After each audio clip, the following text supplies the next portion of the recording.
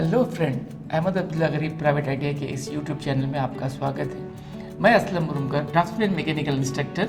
आज आपसे जिस टॉपिक के बारे में बात करने जा रहा हूँ वो है स्केल। दोस्तों, पिछले वीडियो में हमने स्केल का इस्तेमाल क्यों किया जाता है, स्केल कैसी बनाई जाती है, इस पर अच्छा खासा डिस्कशन कर लिया है और हमने एक टाइप की स्केल भी बना ली थी।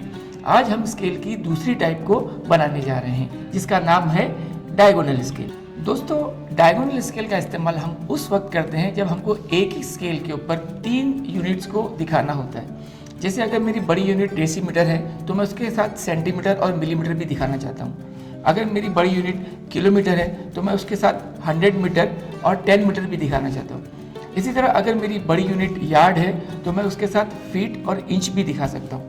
प्लेन स्केल में हम लोग एट अ टाइम बस 2 यूनिट दिखा सकते थे, लेकिन यहाँ पे हम लोग एक साथ 3 यूनिट भी दिखा सकते हैं।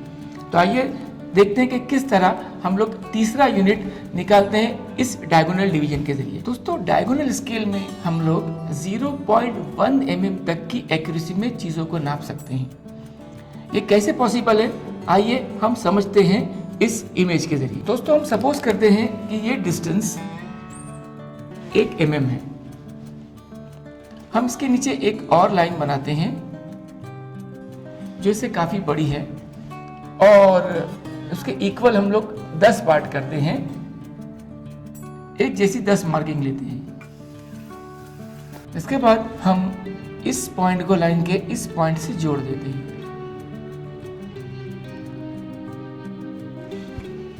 ये 1 mm है। हमारे लिए पॉसिबल नहीं कि आसानी से हम इसके इक्वल 10 पार्ट कर सकें। तो देखते हैं कि किस तरह डायगोनल डिवीजन में हम लोग 0.1 mm तक नापेंगे। ये होने के बाद हम क्या करेंगे, ये जो लाइन है इसके पैरेलल इन मार्किंग से हम लोग लाइन बनाते हैं इस लाइन तक।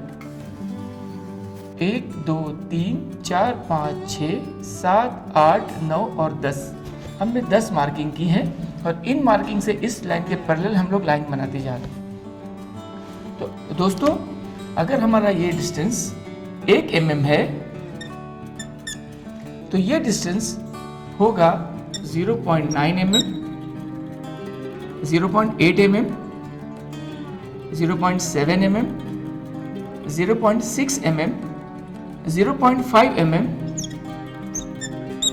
0.4 mm, 0.3 mm, 0.2 mm और ये जो डिस्टेंस होगा वो होगा 0.1 mm।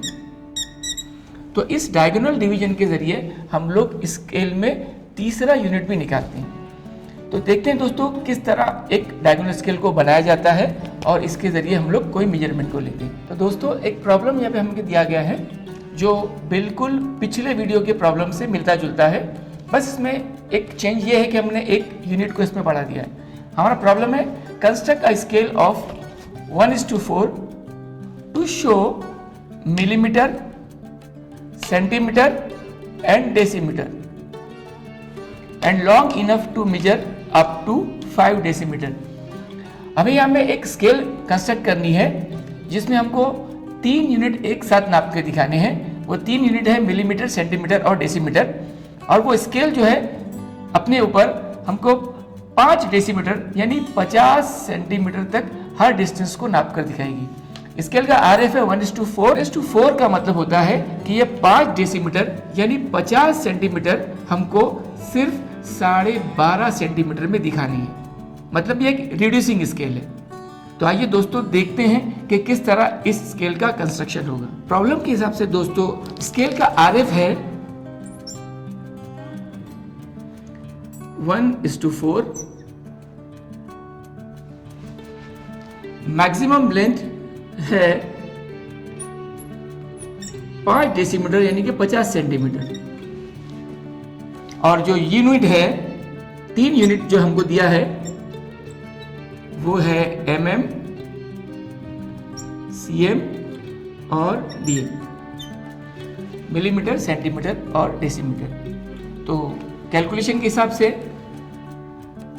Length of scale is equal to RF into maximum length.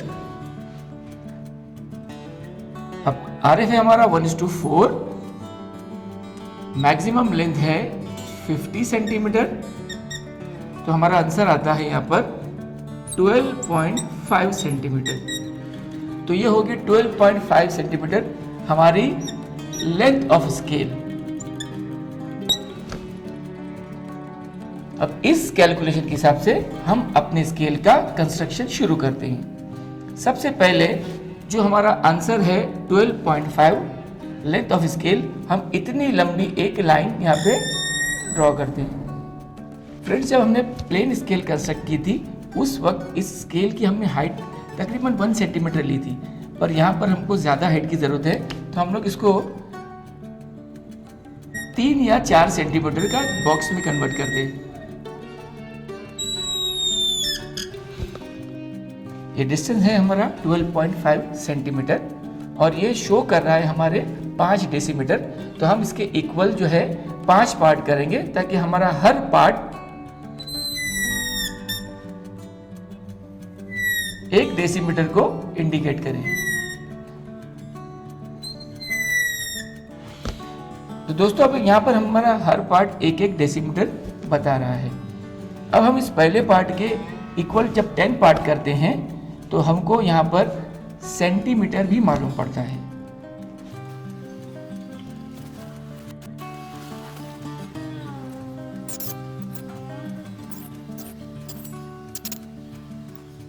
दोस्तों इसमें हमने इन लाइनों को थोड़ा ऑफसेट करके ऊपर के पॉइंट से जोड़ा है, यानी यहाँ की जो 0 मार्किंग थी उसको यहाँ से पहली लाइन से जोड़ दिया गया था, यहाँ पे जो पहली मार्किंग थे यहाँ पे उसको दूसरी मार्किंग से जोड़ दिया गया था। इस तरह हम लोग एक नंबर बढ़ाकर अपने लाइंस को एक दूसरे से जोड़ते हैं। ये लाइन का जो इंक्लिनेशन है ये हमको तीसरे यूनिट को निकालने में मदद करेगा। आइए दोस्तों अब देखते हैं आगे हमको क्या करना है। इसके लिए हम लोग ये जो लाइन हमने ली थी यहाँ पे मैंने इसको 3 या 4 सेंटीमीटर के लिया है। अगर आपने इसको 4 सेंटीमीटर के लिए है तो हम लोग इसके 4-4 mm के पार्ट करेंगे, और अगर 3 सेंटीमीटर के लिए तो हम लोग 3-3 mm के इसके इक्वल पार्ट करेंगे। और इन लाइनों को भी हम लोग यहाँ तक इसके पैरेलल बनाएंगे।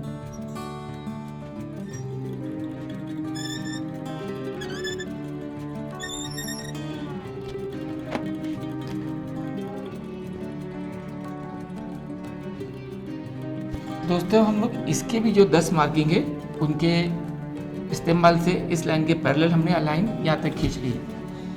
तो पहले हम लोग इस 5 डेसीमीटर के 5 पार्ट करके यहाँ पे डेसीमीटर यूनिट ले लिया था। यहाँ पे हमने पहले पार्ट के 10 इक्वल पार्ट किए तो यहाँ पर हमको सेंटीमीटर भी मिल गया। डायगोनल डिवीजन हमको मिलीमीटर भी दिखाता है।